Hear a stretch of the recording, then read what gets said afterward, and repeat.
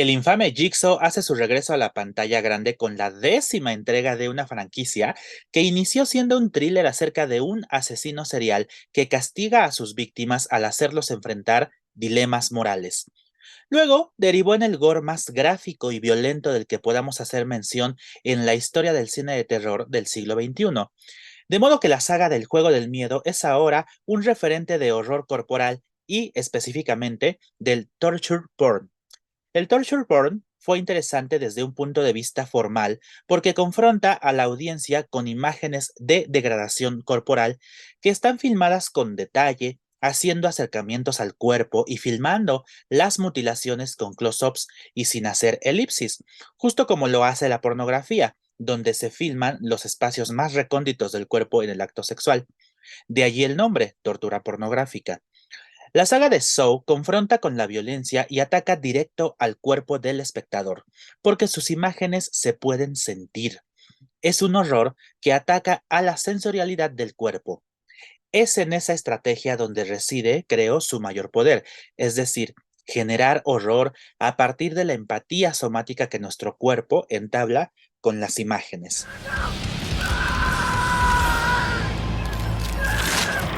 El asunto es que la idea detrás de estas mutilaciones resulta, en cierto grado, estimulante. John Kramer, interpretado por el ya legendario Tobin Bell, inicia su cruzada moral para enseñar a la sociedad que sus acciones tienen consecuencias no solo sobre ellos mismos, sino en quienes les rodean.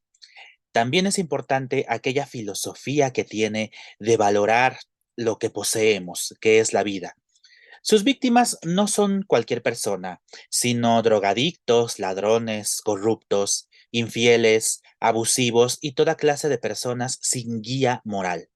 A través de su alter ego, Jigsaw, John Kramer presenta a sus víctimas la posibilidad de vivir siempre y cuando se atrevan a sacrificar algo, y ese algo es el cuerpo. En esta entrega, la 10ª de la saga, la idea vuelve con fuerza. Cuando se enfrenta con un nuevo grupo de jugadores que se han atrevido a estafarlo, prometiendo una cura para su cáncer, John les dice que no se trata de un castigo, sino de un renacimiento. Eso resume mucho el espíritu de la saga. Kramer nunca se ha visto a sí mismo como un asesino, sino como un redentor.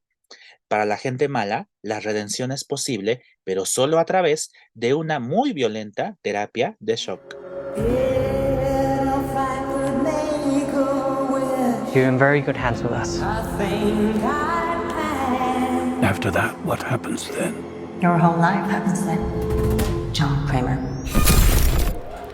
According to these scans, the tumor was never removed. Pero otro problema es que la franquicia también se enfrentó con la ambición, es decir, sus productores la encontraron redituable y entregó varias secuelas en las que la firma principal se volvió la muerte, es decir, las formas sangrientas de morir, descuidando un poco o mucho el desarrollo de personajes.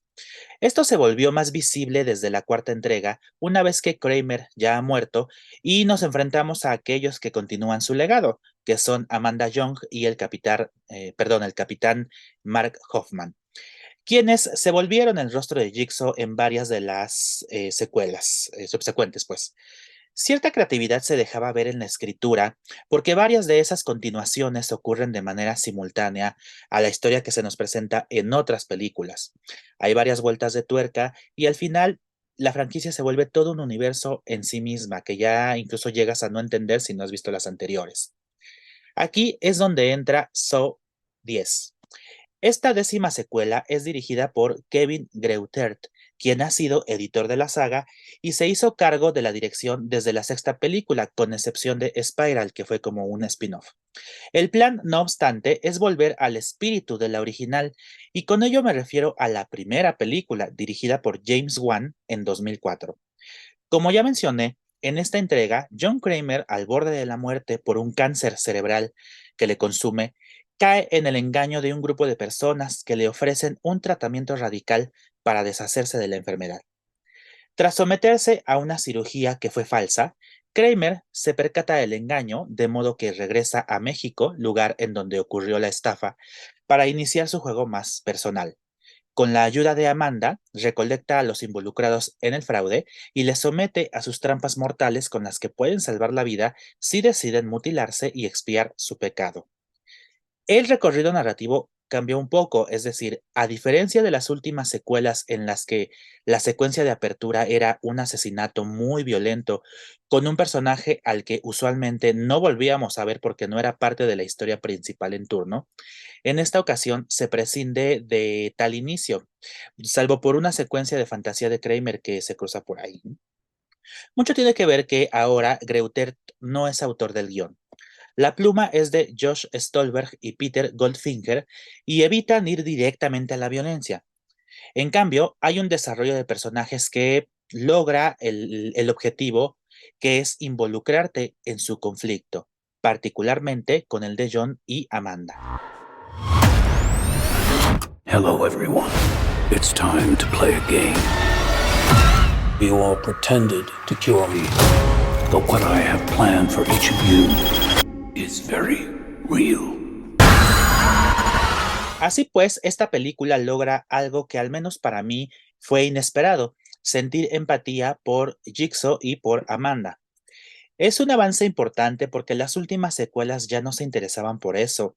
Creo que se trataba simplemente de ver morir, de mostrar gore, tripas y demás elementos gráficos. Aquí te sientes mal por el fraude que le han hecho a John y llegas a sentir que el grupo de jugadores se merece lo que les está pasando. Desde luego, se hace saber que John no ha sido la única víctima del fraude, sino toda una serie de personas que, al igual que él, sufren de cáncer. De igual modo, la violencia sí está, pero se toma su tiempo en aparecer, pues primero se dejan en claro las motivaciones.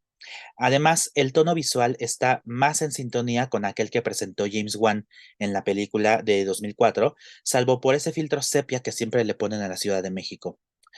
Ahora bien, resulta importante resaltar que esta empatía con los asesinos es posible porque todavía estamos ante su desarrollo como redentores.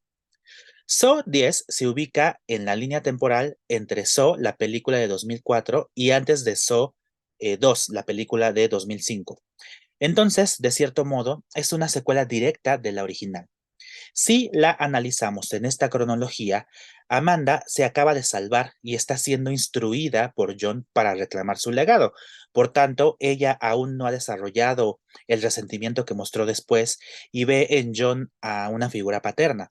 Por su parte, John Kramer se prepara para su muerte y sufre no solo por la enfermedad, sino por haber sido débil y caer en la mentira de este grupo de defraudadores.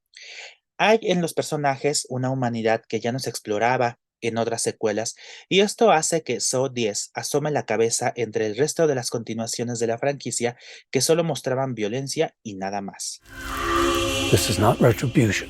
It's a reawakening.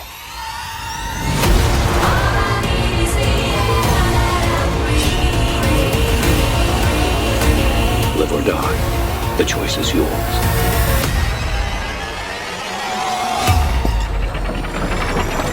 Para los que son fanáticos de la saga por su violencia y por las trampas tan creativas que hace Jigsaw, pues tampoco los va a defraudar en ese sentido. Sí, sí hay gore finalmente y son igual de creativas que en otras secuelas. Pero vaya, creo que es importante resaltar este avance narrativo que muestra la secuela.